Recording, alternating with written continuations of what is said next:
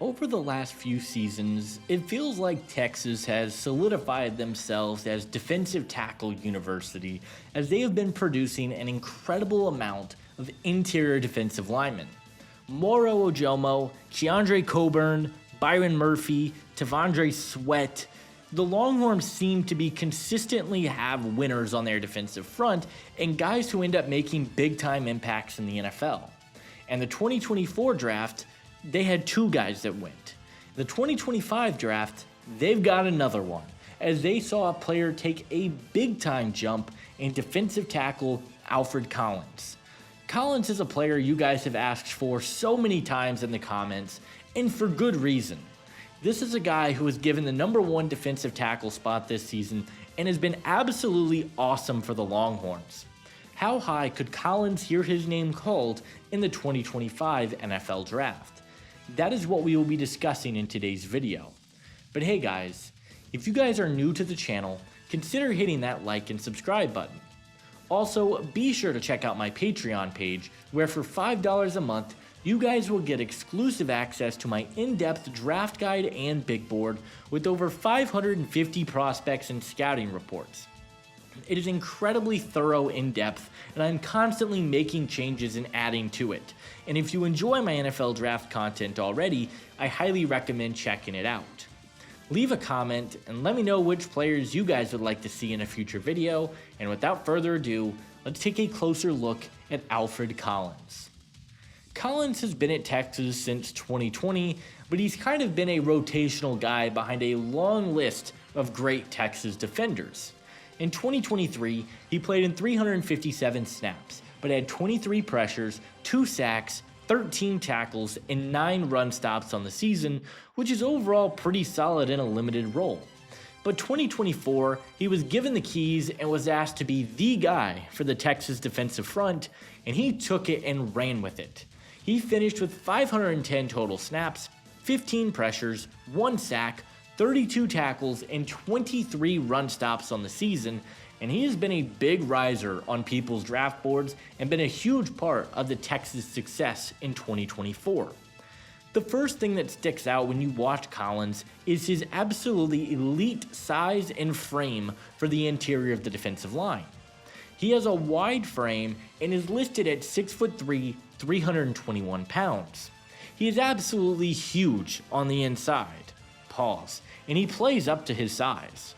He also has long arms to go along with it, and I think his size and frame are going to be major selling points for Collins at the NFL level. Collins is quietly a way better athlete than you would be expecting. Typically with these bigger defensive linemen, you aren't exactly expecting them to have really quick athleticism or move very fluidly, but Collins does. He has a really quick first step off the line of scrimmage, but on top of that, I think he shows some really good lateral quickness. Texas used Collins on outside stunts, and he even took some edge snaps in 2024, and you just don't see that from someone who is 320 pounds. He moves so fluidly, and he does a really nice job of using his speed to get into the backfield and make stops, which I love to see. Collins also brings a nice pop with his hands. He does an awesome job of utilizing his hands, leveraging himself to get into the backfield. He showed a really good rip-through move, and I thought his hands were overall really good for an interior defensive lineman. He had counters, and I love to see that from him. He brings upside as both a pass rusher and as a run defender at the next level. Collins has some really great tools, but he is an incredibly raw prospect that still has some areas I think he needs to improve on. For one, I think his stance is incredibly inconsistent, particularly with his pad level. Sometimes he plays too high, and sometimes he plays too low, and he is unable to really make big plays when that happens. He looked completely out of control at times for the Texas defense, but more importantly, he really lacked power and play strength in his game. He has a good bull rush when he lines up properly, but when he didn't, Collins was thrown around like a rag doll, and I thought his overall play strength was incredibly inconsistent, which was pretty surprising to me.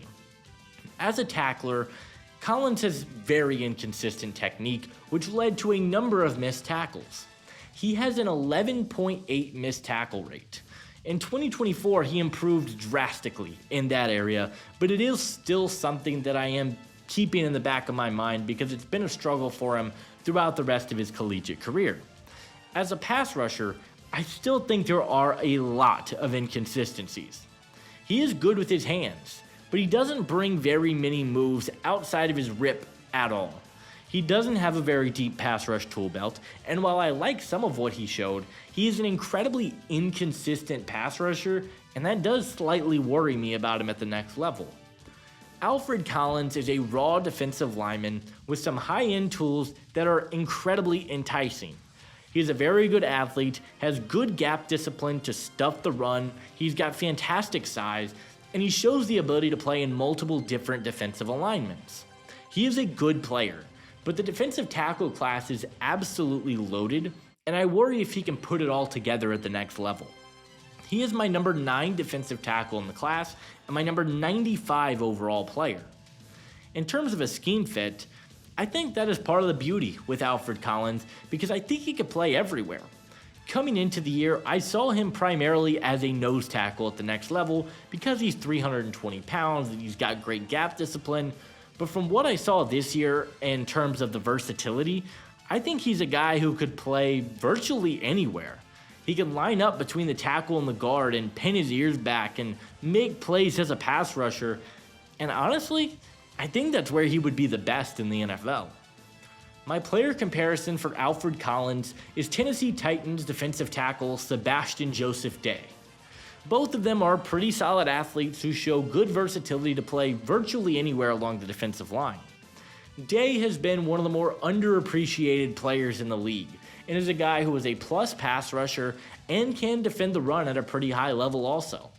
I think Collins will be a very similar type of player at the next level and a guy who could be a move piece for a defensive coordinator. Alfred Collins is an absolute monster.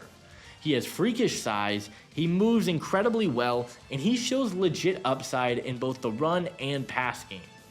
Yes, he has some inconsistencies I would like to see him clean up, but he's going to be a solid player at the next level, and ultimately, I believe that Alfred Collins will be a third-round pick in the 2025 NFL Draft.